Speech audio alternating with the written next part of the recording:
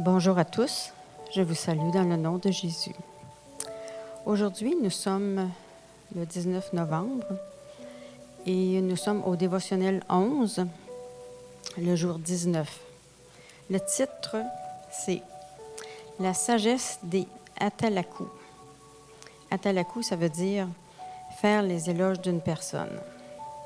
Alors, le verset biblique, c'est « Le fruit de la justice est semé dans la paix par ceux qui recherchent la paix ».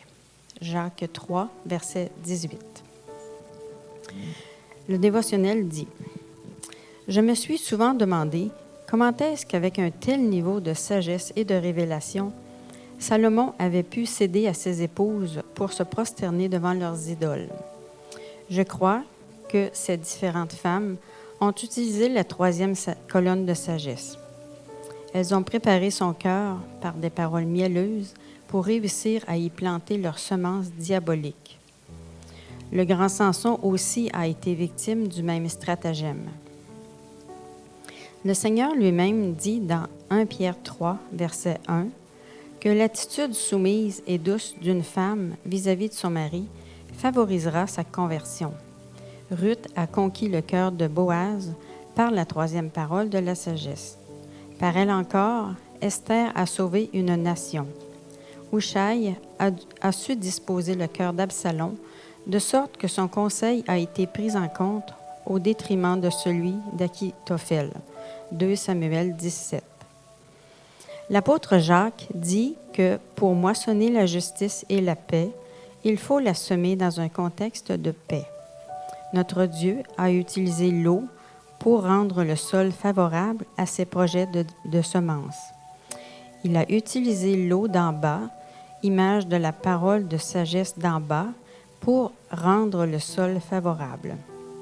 De même, si tu sais parler à ton conjoint, à tes enfants, à celui que tu souhaites évangéliser, si tu sais utiliser l'art de la parole, tu disposeras favorablement les cœurs à faire ce que tu souhaites. C'est à cause de la sagesse du troisième jour que ceux qui fréquentent les sages deviennent sages et que ceux qui fréquentent les mauvaises compagnies finissent par mal agir. Le type de parole qu'une personne écoute régulièrement rend son cœur favorable à certaines choses. Si tu écoutes Satan et ses agents, tu céderas le jour où ils enverront leurs semences. Dans mon pays, il existe un type de chanteur-poète appelé griot. Ils vous encensent de paroles et de louanges dans le but d'obtenir de l'argent. Ils font votre atalakou. Je t'assure, si tu prends le temps de les écouter, même si tu ne souhaitais pas leur en donner, tu finiras par le faire. La sagesse du troisième jour est celle qui donne sa puissance au témoignage. Plus tu entendras des témoignages, plus tu auras le courage de faire ce que le témoignage te suggère de faire. 1 Timothée 4, verset 5, dit que tout est sanctifié par la parole de Dieu et par la prière. Ici, Paul dit que la parole a le pouvoir de tout sanctifier. Sanctifier signifie mettre à part. La parole a le pouvoir d'orienter, de mettre toute personne dans une direction donnée. C'est pourquoi celui qui souhaite être sage veille sur ce qu'il entend et travaille sa manière de parler. Ce que tu entends crée en toi certaines dispositions et ce que tu dis et la manière dont tu le dis dispose ton environnement d'une certaine façon. Paul dit dans ce même texte que la prière aussi dispose. Les prières étant les paroles qui montent vers Dieu, elles sont aussi puissantes. Elles rendent favorable le ciel. Ainsi, la louange, les atalakou pour Dieu, dispose favorablement le ciel. C'est par une offrande, qui est une louange à Dieu, que Noé, Salomon et bien d'autres ont rendu Dieu favorable à leur demande. Marche dans la sagesse du troisième jour. Lorsque tu seras confronté à certaines oppositions et défis, n'oublie pas que le bon environnement est indispensable. Et par le don de la parole de sagesse, crée l'atmosphère favorable à ta victoire. Comme action du jour, pour que tes actions portent les fruits escomptés, tu dois apprendre à préparer l'environnement dans lequel tu dois les semer. À méditer. 2 Pierre 3, les versets 5 à 7 et Colossiens 4, verset 6. Alors, je vais lire dans la version Semeur, 2 Pierre 3, les versets 5 à 7. Il y a un fait que ces gens oublient délibérément. C'est que Dieu, par sa parole, a créé autrefois le ciel et la terre. Il a séparé la terre des eaux et il l'a rassemblée du milieu des eaux. De la même manière, Dieu a détruit le monde d'alors par les eaux du déluge. Quant à la terre et aux cieux actuels, ils sont réservés par cette même parole pour être livrés au feu. Ils sont gardés en vue du jour du jugement où tous ceux qui n'ont aucun respect pour Dieu périront. Je vais lire maintenant dans Colossiens 4, verset 6.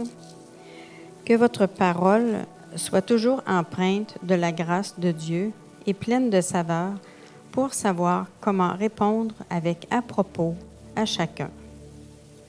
Que la parole de Dieu soit bénie. Alors, ce qui a attiré mon attention dans cette lecture-là du dévotionnel et de la parole biblique, c'est le texte où Pierre écrit dans 2 Pierre 3, les versets 5 à 7. En fait, ce que les 3 versets ont en commun, c'est les mots « par sa parole ». Dieu a créé le ciel et la terre par sa parole. Il a aussi détruit le monde d'alors avec le déluge par sa parole. Et la terre et les cieux actuels vont être détruits. Ils sont gardés pour le jour du jugement et ils vont être détruits pour tous ceux qui ne croiront pas en Dieu, qui n'auront aucun respect pour Dieu. Alors, on voit ici que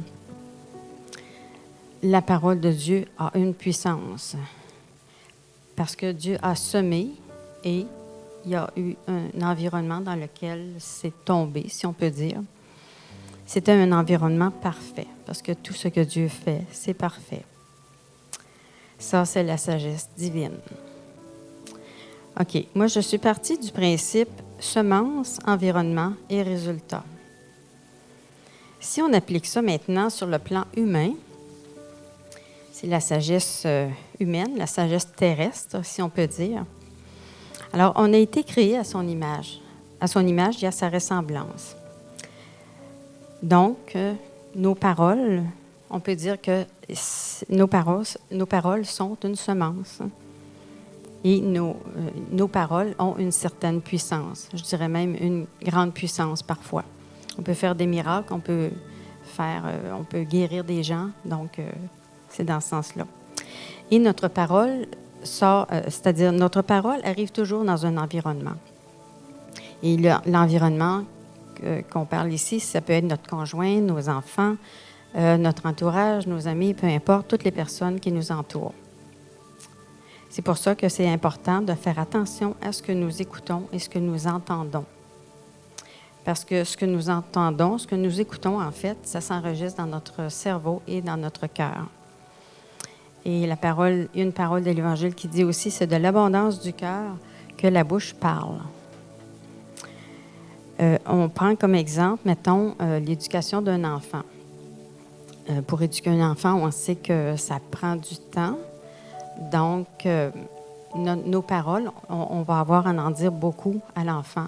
L'enfant se trouve ici comme l'environnement, là où notre semence va tomber. Et pour que ce soit un bon environnement, bien évidemment que ça prend des paroles positives pour créer un environnement positif, un environnement favorable. Parce que c'est toujours par nos paroles que nous préparons l'environnement. Et le résultat de ça, c'est qu'on peut voir chez l'enfant, une fois qu'il est adulte, on peut voir le résultat final, si on peut dire, en quelque sorte. C'est sûr qu'on évolue toujours dans la vie, mais à l'adulte, quand un enfant est adulte, ça donne une bonne idée, en fait, du résultat qu'on avait peut-être espéré. Alors, on peut dire aussi que la qualité du fruit dépend de la qualité de la semence et de celle du sol. Alors ça, c'est pour le plan humain, c'est-à-dire, quand on parle du plan humain, bien, c'est sûr qu'on appelle ça les eaux d'en bas ou la sagesse terrestre. Maintenant, si on fait un parallèle avec sur le plan divin, nous aussi, nous sommes en relation avec Dieu, parce que Dieu nous a créés à son image, à sa ressemblance. Donc, nous avons la capacité de lui parler, et ça, bien, on fait ça par la prière. Il y a aussi la louange et l'adoration qu'on peut utiliser. Il y a aussi nos offrandes qui peuvent être bonnes, nos témoignages, et j'ajouterais, entre autres, l'obéissance, notre obéissance, parce que Dieu nous demande d'être obéissant. Il aime beaucoup l'obéissance parce que c'est écrit dans sa parole que l'obéissance vaut mieux que les sacrifices. Alors, toutes ces choses, tous ces éléments, ça prédispose favorablement le ciel. Et ça, c'est la semence. Et l'environnement dans lequel ça se trouve, en fait, on peut dire que c'est nous, parce que c'est nous qui faisons les prières, c'est nous qui louons Dieu, qui adorons Dieu. Alors, cet environnement-là a besoin, pour grandir, évoluer, il a besoin d'être arrosé par l'eau de la parole. Parce que l'eau, c'est le principe de la vie. Alors, on a besoin de sa parole à lui pour vraiment nous aider à nous guider sur la route. Et le résultat final, c'est quand Jésus va revenir, c'est la vie éternelle, dans le fond, qu'il a promis à tous ceux qui croient en lui. Alors, en conclusion, si je peux dire, si nous mettons tous ces éléments-là dans le cœur de Dieu durant toute notre vie sur la terre, nous créerons alors un environnement favorable et nous pourrons ainsi porter du fruit, les fruits que Dieu attend de nous. Il ne faut pas oublier que la sagesse terrestre et la sagesse divine, ça amène un équilibre dans notre vie. On ne peut pas utiliser l'un sans l'autre, ni plus un que l'autre, mais bien les deux en même temps. Alors, je terminerai pour que chacun puisse se poser une question. Suis-je quelqu'un qui donne l'exemple par mes paroles? Suis-je quelqu'un qui donne l'exemple par mes paroles? Alors, Dieu vous bénisse. Je vous souhaite une belle journée. Amen.